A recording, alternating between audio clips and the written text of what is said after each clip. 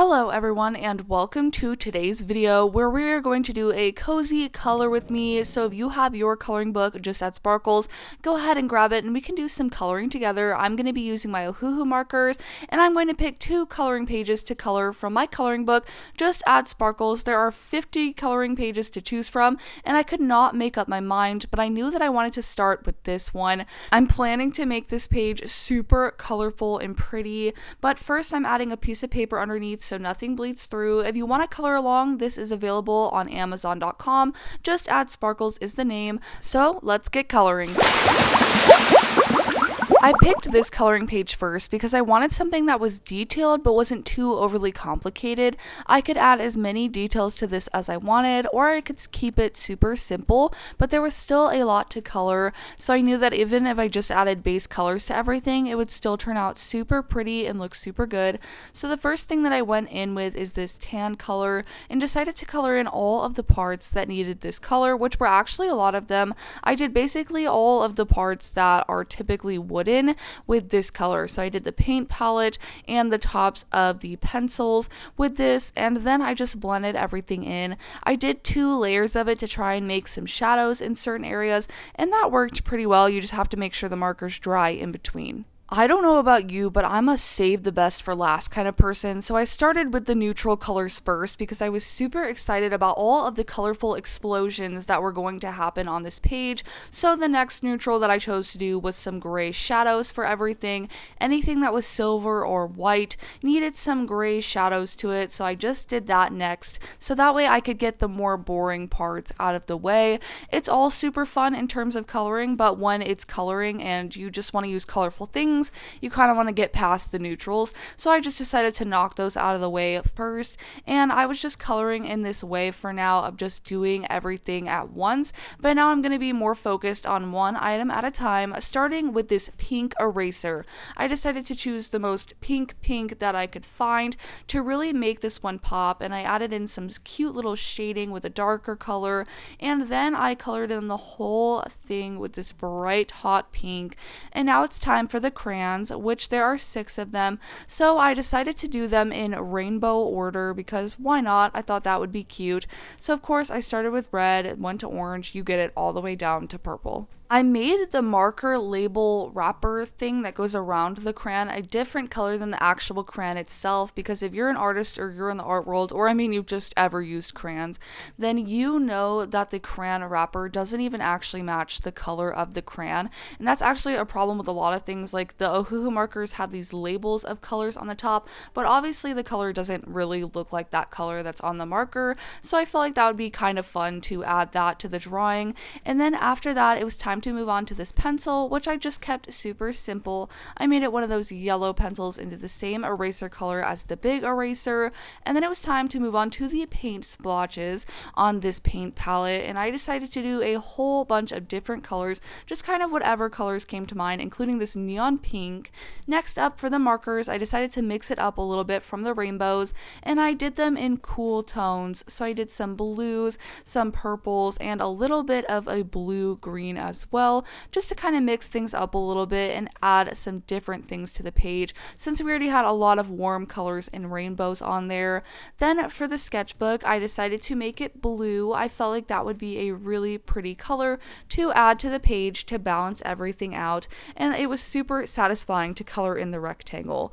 Next up was this paint tube, and I wanted to make this one a little bit crazy, so I started in with a lot of shading. When I color, sometimes I like things to be extra detailed and super fun because you get to skip the part of sketching everything out, so you get to focus a lot more on the colors, but other times I don't want to do that, and I just want to chill, and I just want to make things super colorful and bright and simple, and just make things fun and pretty and not worry about all of the detailed things or the way that you're supposed to do things, whatever it may be. I just want to relax and do whatever I want. So that's kind of what this page was me just kind of like doing whatever I want, trying different things with different parts of the page, mixing things up a little bit. So even though the paint tube was super detailed, for these colored pencils, I just did a variety of rainbow colors and just colored them in straight. That's it. Like no shading, no nothing. So I was just mixing it up, whatever I felt like doing in the moment, to make the page super colorful and fun. That's kind of the beauty of a coloring book. You're not afraid to mess up something that you've worked hours to design and sketch out and create. You're just like, okay, cool, there's this already made image for me. Let's just color this in. It's not as serious. It doesn't need to be as serious. It can just be fun. Are you a serious colorer, or are you a little bit less serious and just kind of experiment and try new things? Let me know in the comments the way you like to color, because sometimes I do see a really intense coloring book page and I want to make it the most beautiful thing you've ever seen. So I can be both ways in it too. But then it was time to move on to this little watercolor palette in the side, and I decided again to do the rainbow theme because you kind of get it. I just wanted to use basically every Ohuhu marker that I owned all at the same time. That was the goal for this page. So after I had done that, I used some gray just to add in some shadows, and now it's time for my favorite part that I think ties everything together, and that is the white gel pen. You know that I always use it too much, so I basically added it to every single piece of this coloring page that I could. Every art supplies got some white juicy highlights to make it look extra magical and sparkly, so I added it everywhere, even around the lettering and on different elements of the page. Basically everything needed a white highlight, and you bet that I added it. But an eternity later, I was finally done adding the highlights, and this is how the page turned out. Super pretty and colorful and sparkly, and I'm obsessed with it. I think it looks so good, and this was definitely my page just to have fun in and try new things and not take too seriously. I just wanted to add a whole bunch of colors, but now it's time to pick the next coloring page that I want to do. I was thinking about maybe doing this one because it would be so fun. It has so many details in it, this little reflection, little perfume bottles, the heart mirror. It's just so cute. But instead, because this is around Valentine's Day, I decided to do this chocolate heart box instead. And do you know how I said that there's like non-serious and serious coloring? This one was like serious coloring. I wanted to make this one look so good and so detailed. I planned out my chocolate shades. You know, we've got 3 different ones going on here. We've got milk chocolate, dark chocolate, white chocolate. I was really thinking this one through, and I wanted it to look perfect. Well, not perfect, but you know, I wanted it to look really good. So I decided to try and put a lot of effort into this one. I was doing different shades for each part, making sure to underline and highlight things, and making sure that there was shading in the right places, which was really tricky with all of the wrappers and things that I added in this drawing. But it was so worth it. It took so much time to color everything in. I did my best to color on the little sprinkles on these chocolates, but I knew that I could fix it later if I messed anything up with a white gel pen touch, because they are magic. And then after that, I just kept on coloring things in. I did the milk chocolate first, and then I switched to a darker brown to add in some dark chocolate. So drop in the comments, do you like milk chocolate or dark chocolate better? Which one do you prefer? It's a debate, so let me know. I prefer dark chocolate, so I'm curious what you prefer. But then after that, I kept adding all of the brown in first. I felt like that would be good. I decided to add in pink, kind of a last minute iffy decision. Wasn't sure if I was going to regret it, but I just felt like it would be so cute to have like a pink chocolate and little pink accents throughout. So that's what I did. Even though my marker was drying up a little bit, I was so sad because this is like my favorite pink Ohuhu marker. And then after that, I continued adding in all of the parts that were pink, and then I moved on to adding shading to the white chocolate pieces. So I obviously kept them mostly white in the page, but I decided to add a little bit of this cream colored shading just to make it a little bit more dimensional. And then after that, it was time to move on to adding in the details for the stars, and I used this yellow color to add in some stars. It was a little bit of a left field color choice to add in there with all of the pinks and browns, but I felt like it would be a cool touch to add in some little yellow details and accents and stars. And I also colored in all of the little magical elements around the chocolate box as well. They're kind of little leftover sprinkles and sparkles, and I felt like that would be cute.